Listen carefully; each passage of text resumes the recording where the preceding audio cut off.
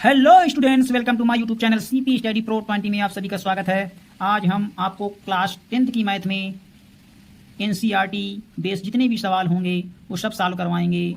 शुरू करते हैं एक्सरसाइज 1.1 से। जो पहला पार्ट है आपका वास्तविक संख्याएं। तो सबसे पहले हम थोड़ा से वास्तविक संख्याओं के बारे में जान लेते हैं। चलिए, तो वास्तविक संख्याएं वे समस्त संख्याएं जिनका वर्ग सदैव धनात्मक संख्या हो वास्तविक संख्याएं कहलाती हैं। यानी वे समस्त संख्याएं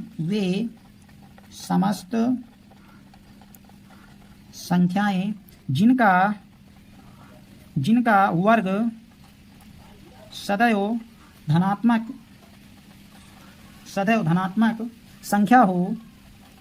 संख्या हो वास्तविक संख्याएं कहलाती हैं।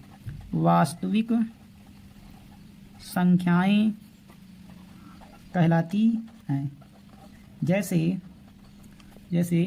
-3, -7, 0, √2 आदि, ये सभी वास्तविक संख्याएं हैं। जैसे कि परिभाषा में कहा गया कि वे समस्त संख्याएं जिनका वर्ग सदैव धनात्मक संख्या हो वास्तविक संख्याएं कहलाती हैं। जैसे अगर -3 का स्क्वायर करते हैं तो इसका मान आता है +9, और -7 का स्क्वायर करते हैं तो इसका मान आता है +49।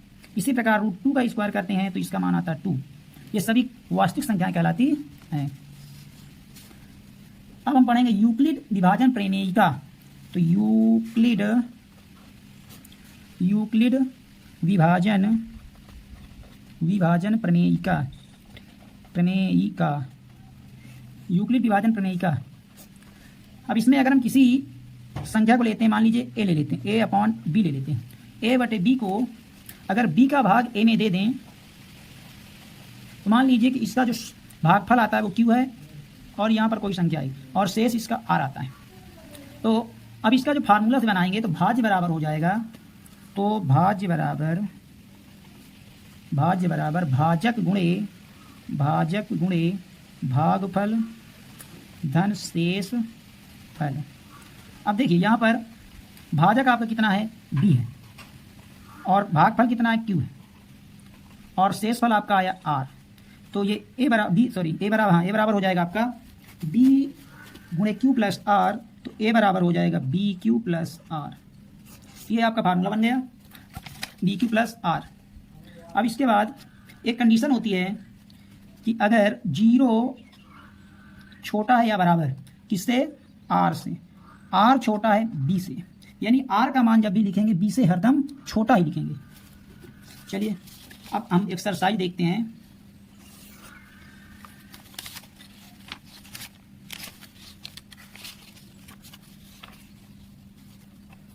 तो प्रश्नावली आपकी 1.1 में पहला सवाल है आपका। पहला सवाल है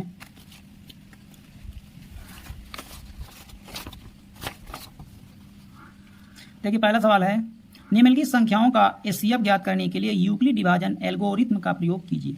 तो पहला सवाल है आपका 135 और 225, और दूसरा है 196 और 38,220, और तीसरा है 867 और 255। चलिए अब लगाते हैं। तो प्रश्नावली का पहला सवाल 135 और 225। अब लिखेंगे यूक्लिड प्रमेयिका से। तो स्टेप बाय स्टेप करना है हमको। तो सबसे पहला स्टेप होगा कि 225 में 135 का भाग करेंगे। तो 135 का भाग 225 में करेंगे तो पहले एक बार जाएगा। 135 का भाग एक बार जाएगा तो 135 लिखेंगे। तो घटाएंगे, 5 में से 5 जाएगा तो 0 हो जाएगा, और 12 में से 3 जाएगा तो 9 आ जाएगा। अब 90 में हम भाग करेंगे 135।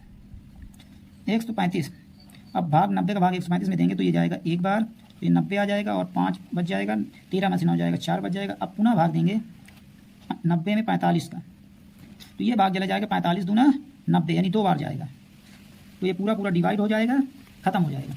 अब स्टेप नंबर 1 लिखेंगे, इसको बगल में कर लेंगे। स्टेप नंबर 1 में सूत्र लगाएंगे, भाज्य बराबर भाजक गुणे भागफल धन शेषफल। तो सबसे पहला स्टेप है, तो 225 बराबर हो जाएगा 135 इंटू 1 प्लस 90। और यहाँ पर 90 क्या हुआ, पहले स्टेप में पूरा शेष नहीं आया था, तो 90 नॉट इक्वल टू 0, यानी 90 शून्य नहीं हुआ, पूरा पूरा भाग डिवाइड नहीं हुआ।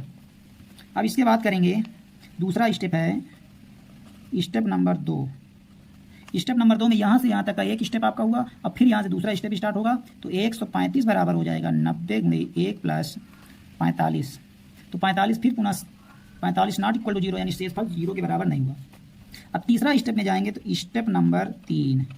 अब तीसरे स्टेप में क्या होगा, 45 का भाग दिया गया था 90 में, तो 90 इक्वल टू हो जाएगा 45 इंटू 2 प्लस 0। तो इस तरह से पूरा पूरा डिवाइड हो गया, यहाँ शून्य आ गया, तो इसका HCF हो जाएगा, HCF आपका आ जाएगा 45। पहला सवाल का आंसर आ गया 45। इस प्रकार से आपको समझ में आया होगा, और सेम इसी प्रकार हमें दूसरा सवाल भी सॉल्व करना है। चलिए करते हैं। दूसरा सवाल है आपका 196 और 38,220।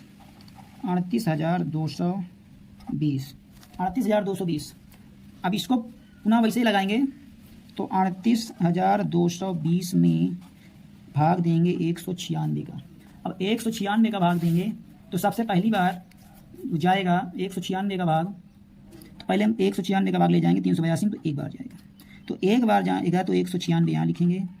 अब इसे घटा देंगे, तो 12 में से 6 जाएगा, तो 6 आ जाएगा, और यहाँ पे बचा 7, 17 में से 9 जाएगा, तो 8 आ जाएगा, और यहाँ पर बचा 2 में से 1 जाएगा, तो 186। अब 186 आया, और यहाँ पे अब 2 उतारेंगे, तो अब इसके बाद 9 बार जाएगा। 9 का गुणा कर देते हैं, तो 9 छक 54 की 4 हो जाएगा, और 9 9 81, 81 5 86 हो जाएगा, और 9 1 कम 9 8 17 हो जाएगा।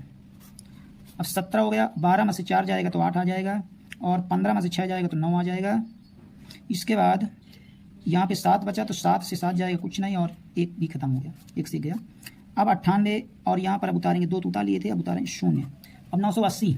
अब 980 में हमको डिवाइड करना है, तो 980 में अगले भाग जाएगा 6 बार ले जाते हैं, देखिए, तो 6 बार ले जाएंगे, तो 6 छंग 36 हो जाएगा, और 6 9 का 54 हो जाएगा, और 54 6 छंग 36 हुआ, और 6 9 का 54 3 57 हुआ, और 6 1 कम 6 5 11 ज़्यादा चला जाएगा, और कम बार जाएगा, तो 6 छंग 36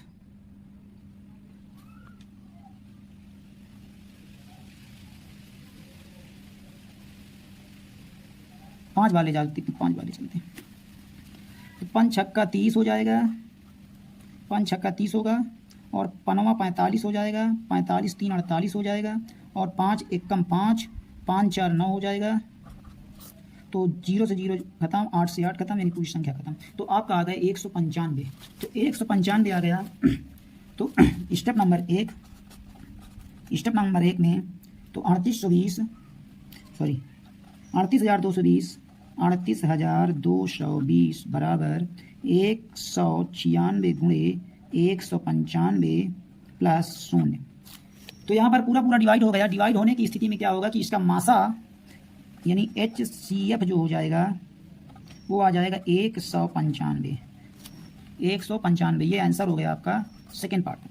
अब चलिए तीसरा सवाल लगाते हैं। तीसरा सवाल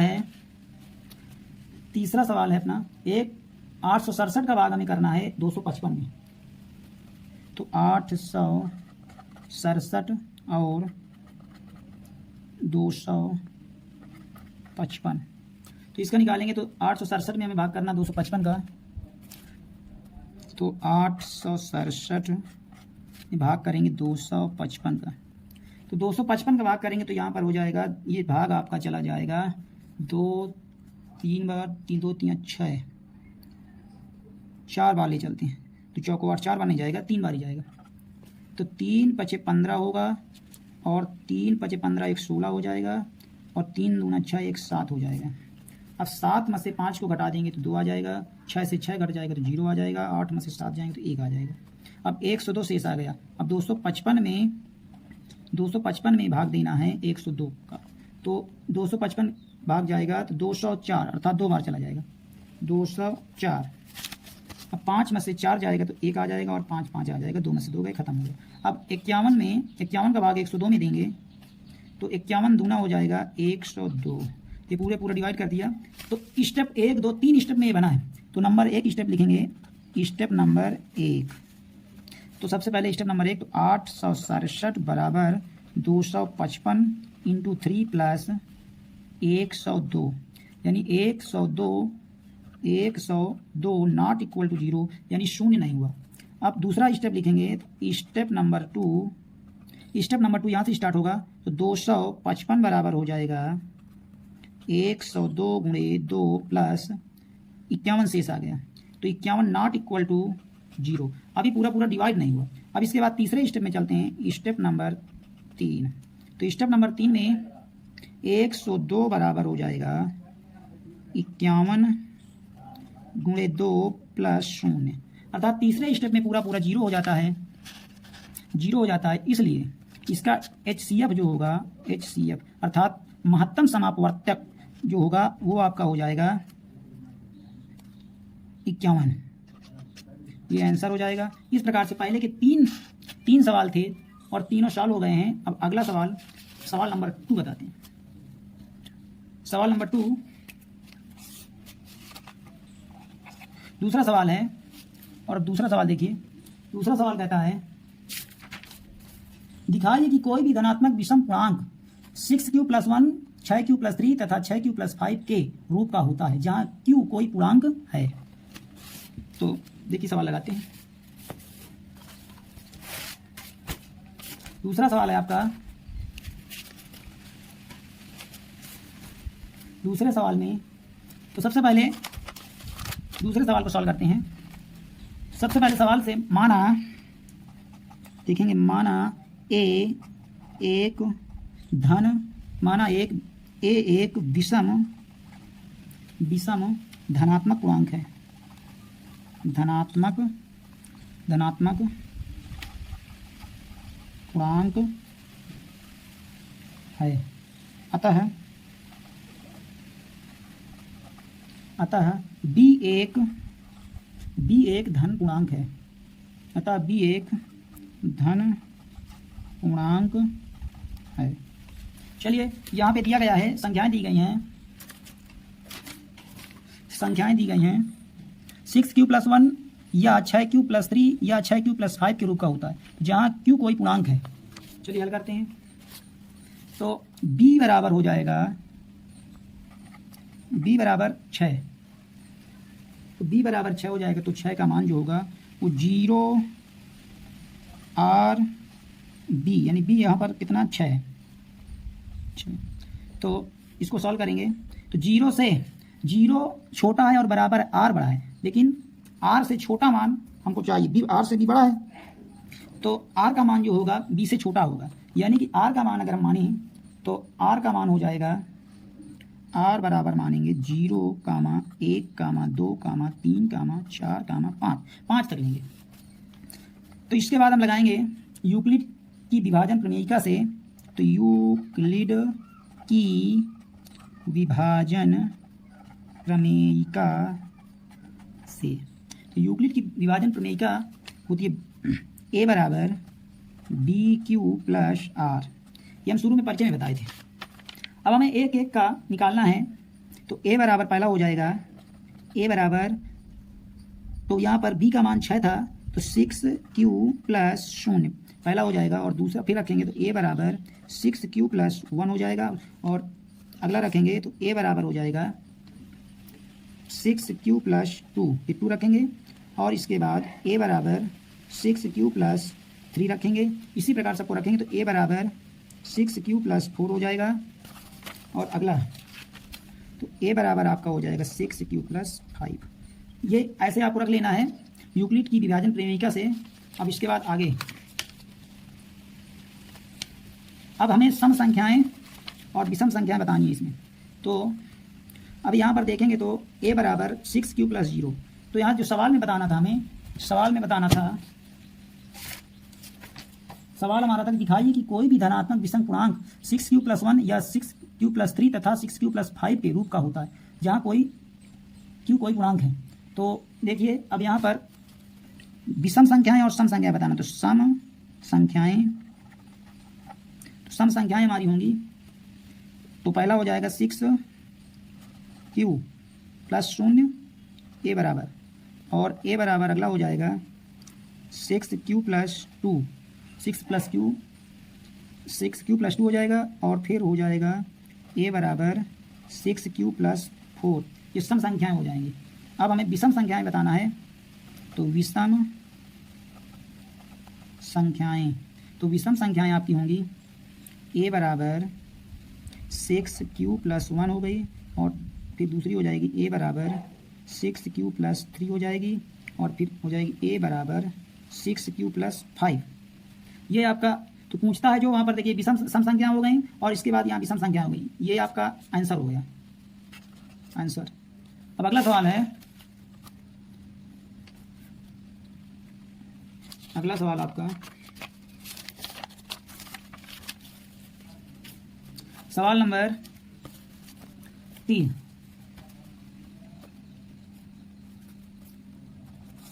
नंबर सवाल है,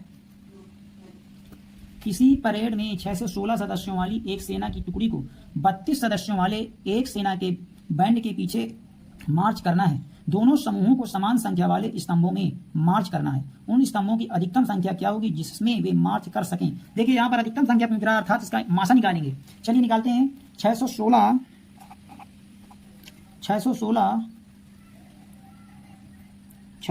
और 32, तो 616 बड़ा है 32 से, तो अब हम 616 में 32 का भाग करेंगे, तो 32 का भाग करेंगे तो एक बार जाएगा, तो 32 से कम 32 हो जाएगा, तो 11 में से 2 जाएगा तो 9 आ जाएगा, और 5 में से 3 जाएगा तो 2 आ जाएगा। अब इसके बाद 6 उतार लेंगे। अब हमें भाग ले जाना है 32 का 296 में, तो कितनी बार जाएगा? 32 का 296 में ले जाना है, तो कितनी बार जाएगा देखते हैं। इस बार हम ले जाते हैं 9 बार। 9 बार जाएगा? नहीं जाएगा, 9 बार देखते हैं। 9 दून 18 और 9 त्रिक 27, 27 हो गया, 27 एक 28 हो गया, तो शेष आ गया आपका 8। अब 8 शेष आया है, तो अब 8 का भाग अगर 32 में देंगे तो पूरा पूरा डिवाइड हो जाएगा। इसलिए अब हम स्टेप नंबर 1 लिखेंगे। स्टेप नंबर 1 लिखेंगे यूक्लिड प्रमेय से। स्टेप नंबर 1 यहाँ पर लिख देना यूक्लिड प्रमेय से। यूक्लिड प्रमेय से तो पहला स्टेप में आपका आया था, पहले स्टेप में आपका आया 616 बराबर हो जाएगा 32 गुणे 19 प्लस 8। अभी यहाँ पर 0 नहीं हुआ, शेष फल शून्य नहीं हुआ, तो 8 नॉट इक्वल टू 0। तो दूसरे स्टेप नंबर 2 हो जाएगा, और इस स्टेप में हम लिखेंगे 32 बचेगा, तो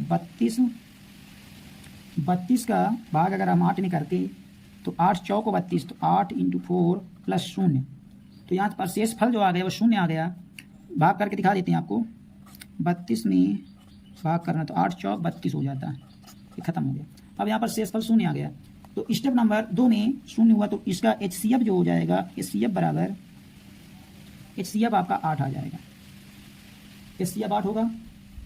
अतः सेना 8 सदस्यों में मार्च कर सकती है, तो 8 सदस्य में मार्च कर सकती है, तो ये आपका आंसर हो जाएगा। अब सवाल नंबर 4, चलिए सवाल नंबर 4 देखते हैं।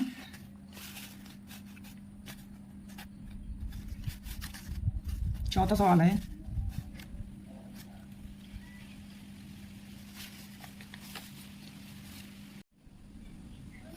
क्वेश्चन नंबर 4 देखते हैं।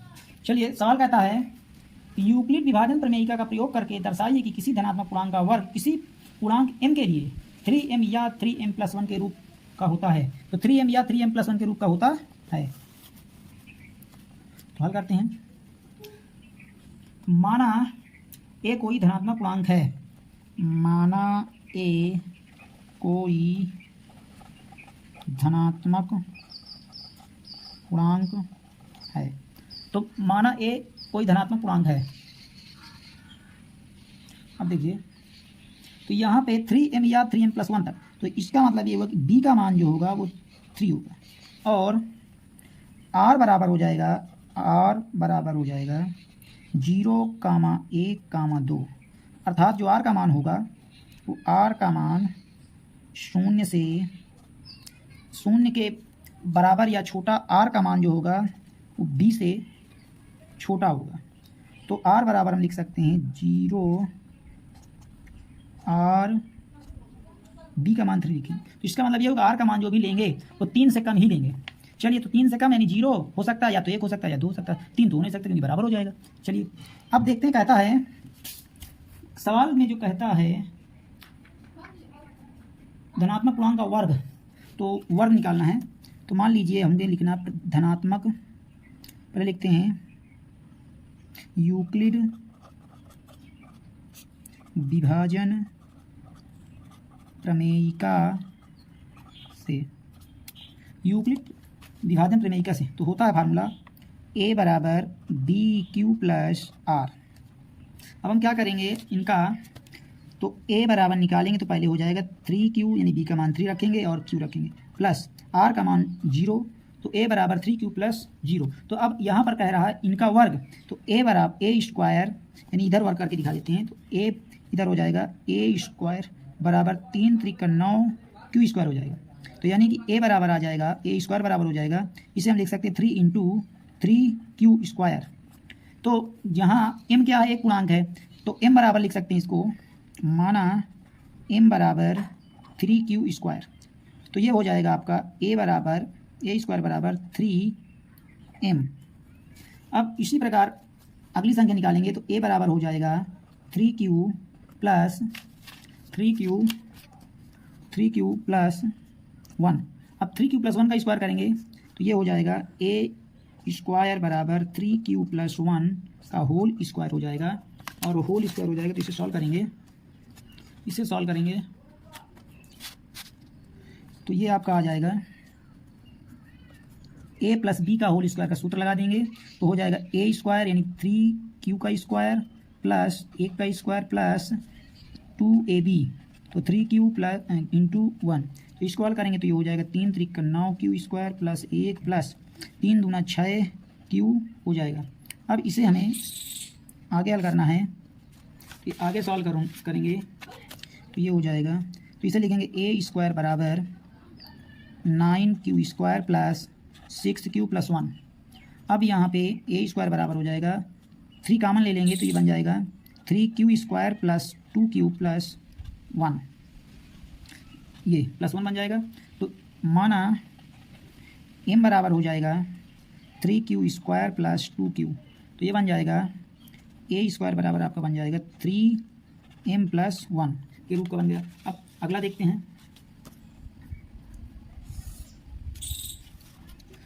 फिर दूसरा है a बराबर 3q प्लस 2, तो इसका वर्ग करेंगे तो a स्क्वायर बराबर हो जाएगा 3q प्लस 2 का स्क्वायर, तो ये हो जाएगा आपका 3 त्रिक 9q स्क्वायर हो जाएगा प्लस 2 का स्क्वायर 4 हो जाएगा प्लस 2ab होता है तो 3 दूना 6 दूनी 12q हो जाएगा।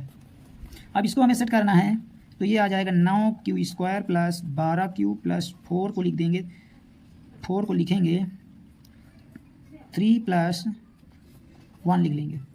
तो यहाँ पे अब इतने में कॉमन लेंगे तो ये हो जाएगा आपका 3 कॉमन ले लेंगे तो बच जाएगा 3q स्क्वायर प्लस 4q, 3 चौको 12 होगा प्लस 1 अब प्लस 1। तो अब मान लेंगे, माना m बराबर हो जाएगा 3q square plus 4q plus 1, तो ये बन जाएगा a स्क्वायर बराबर आपका बन जाएगा 3m प्लस 1, 3m प्लस 1। अब आगे 3m प्लस 1 बन गया, 3m प्लस 1। तो अब लिख सकते हैं यहाँ कि किसी धनात्मक पूर्णांक का वर्ग किसी पूर्णांक m के लिए 3m या 3m प्लस 1 के रूप का होता है।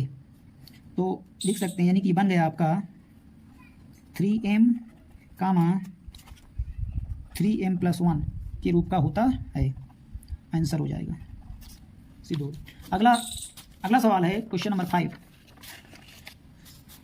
क्वेश्चन नंबर 5 कहता है, क्वेश्चन नंबर 5 है यूक्लिड विभाजन प्रमेयिका का प्रयोग करके दर्शाइए कि किसी धनात्मक पूर्णांक का धन 9m कामा 9m प्लस 1 कामा 9m प्लस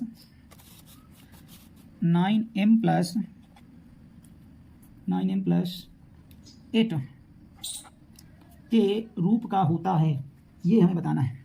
तो चलिए यहाँ पे देखते हैं, ये डिजिट तो b का मान तो बड़ा समझ में आ रहा है, लेकिन चलिए तो इसका हम गुणांक ले लेते हैं। तो b बराबर लेते हैं 3।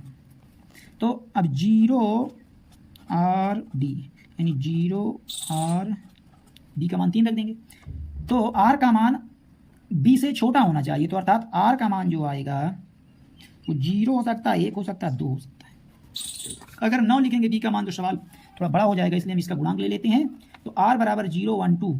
अब हमें यूक्लिड विभाजन प्रमेयिका से, तो a बराबर होता है BQ प्लस R।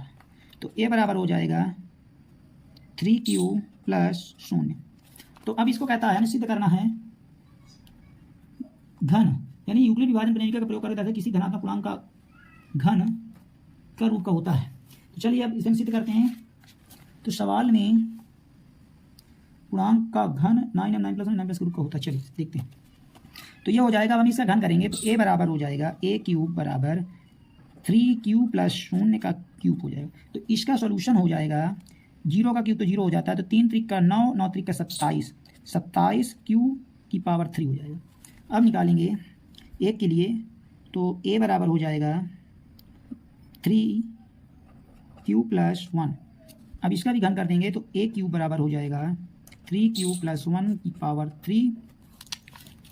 अब इसको हल करेंगे तो ये हो जाएगा a प्लस बी का होल क्यूब बराबर सूत्र होता है a cube plus b cube plus 3ab और a प्लस b। तो लगाते हैं सूत्र, a क्यूब 3Q का क्यूब हो गया प्लस a का क्यूब प्लस 3ab, 3ab की ब्रैकेट में होता है 3Q प्लस 1। तो ये हो जाएगा आपका 27Q क्यूब प्लस 1 प्लस 3 त्रिक का 9, 9 गुणा कर देंगे, 3 त्रिक का 9 त्रिक 27Q स्क्वायर हो जाएगा, अब प्लस 3 त्रिक 9Q हो जाएगा। अब इसको हमें सेट करना है, तो 27Q, तो हम इसको लिख लेंगे a क्यूब बराबर 27Q cube plus 27Q square plus 9Q plus 1, ये हो गया। अब यहाँ पर कॉमन लेना है तो मिल जाएगा a क्यूब बराबर कॉमन ले लेंगे, तो यहाँ पर जो कॉमन मिलता है वो 9 मिल जाएगा, तो 9 कॉमन ले लेंगे तो हो जाएगा 9, 9 त्रिक 27, 27Q क्यूब प्लस 9 त्रिक 27 3Q क्यूब प्लस 9 त्रिक 27 3Q square plus Q plus 1। अब मान लेंगे, माना m बराबर 3Q cube plus 3Q square plus Q, तो ये आपका बन जाएगा, ये बन जाएगा m बराबर a क्यूब बराबर 9m, ये एक हो गया। अब अगला बनाएंगे, a क्यूब बराबर 9m हो गया। अब इसको बनाएंगे तो ये बन गया आपका a बराबर 3Q प्लस 2। अब इसका घन करेंगे तो ये हो जाएगा आपका, इससे पहले थोड़ा इसको ही बना लेते हैं। 27Q क्यूब को हम क्या लिख सकते थे, तो इसको हम लिख सकते हैं 3